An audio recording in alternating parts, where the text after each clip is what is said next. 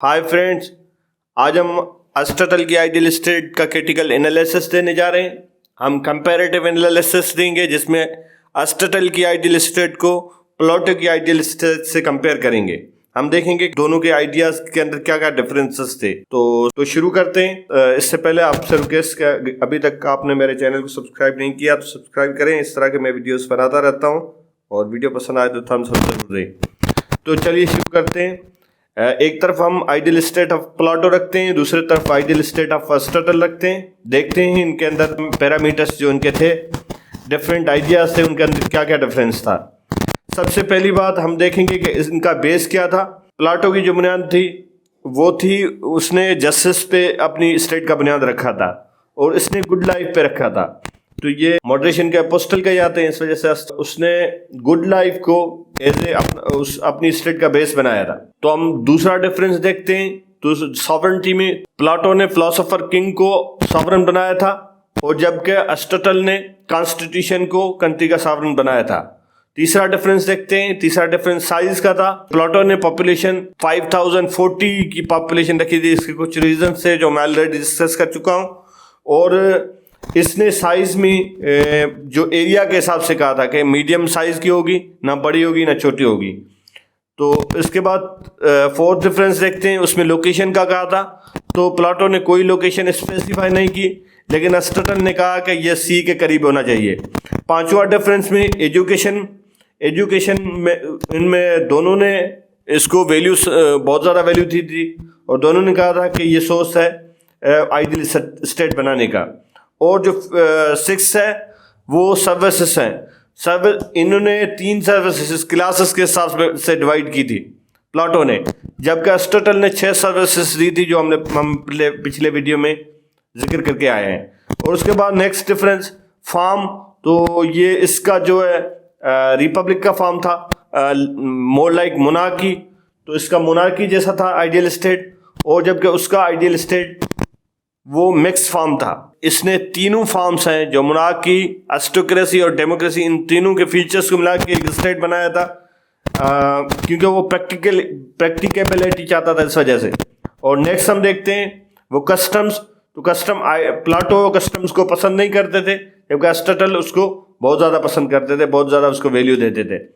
Justice में देखेंगे तो जस्टिस उसका डिस्ट्रीब्यूटिव जस्टिस था अरिस्टोटल का, जबकि प्लेटो का वो जस्टिस समझते थे डिवीजन का, मतलब क्लास डिवाइड किए, लोगों को क्लासेस में डिवाइड कर दिया जाए।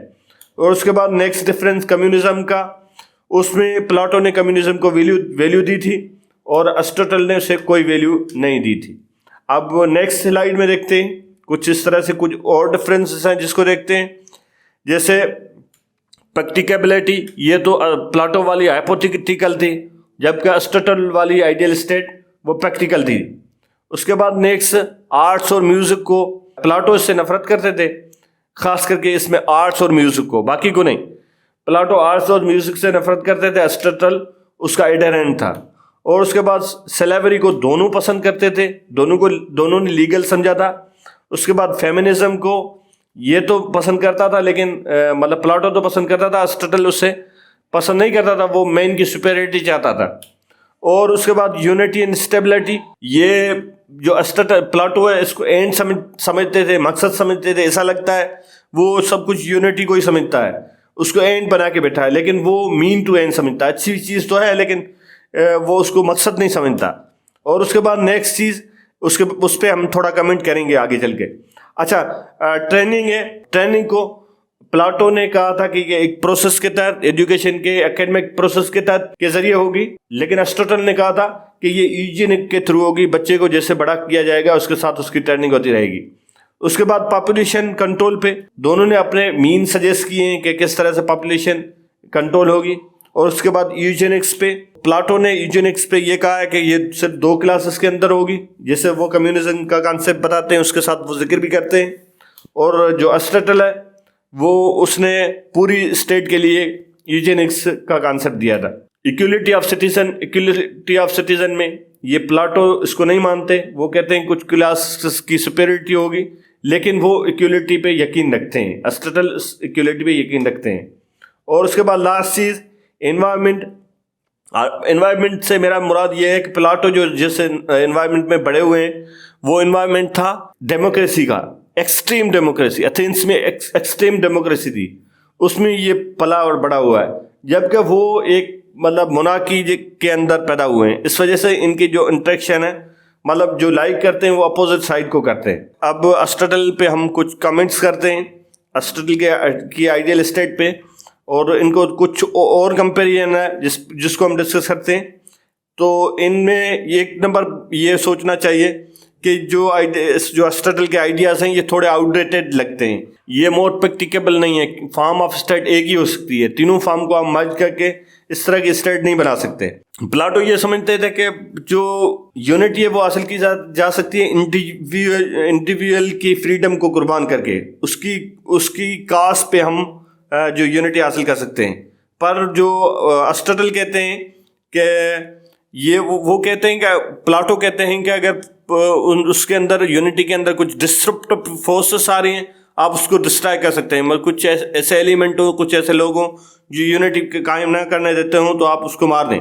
लेकिन ये कहते हैं कि उनको कंट्रोल किया जाए, उन्हें मारा नहीं चाहिए।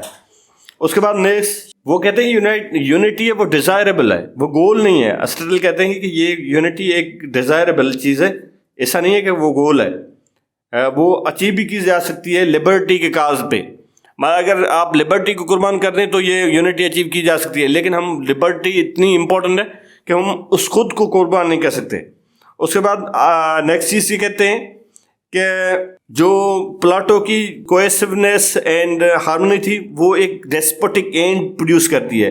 मतलब एक डेस्पोटिज्म, मतलब अथॉरिटेरियनिज्म की एक एक्सट्रीम वो बताता है, उस लेवल पे जाता है। जबकि ये मॉडरेशन के अपोस्टल थे, अरिस्टोटल मॉडरेशन के अपोस्टल थे, तो उसने बेस्ट प्रैक्टिकल गवर्नमेंट फाइंड करने की कोशिश की है, और उसके अंदर लिबर्टी, अथॉरिटी, इन सब चीज़ों के अंदर वो एक बैलेंस कायम करने की कोशिश की है ताकि उनके अंदर इनजस्टिस ना हो सके।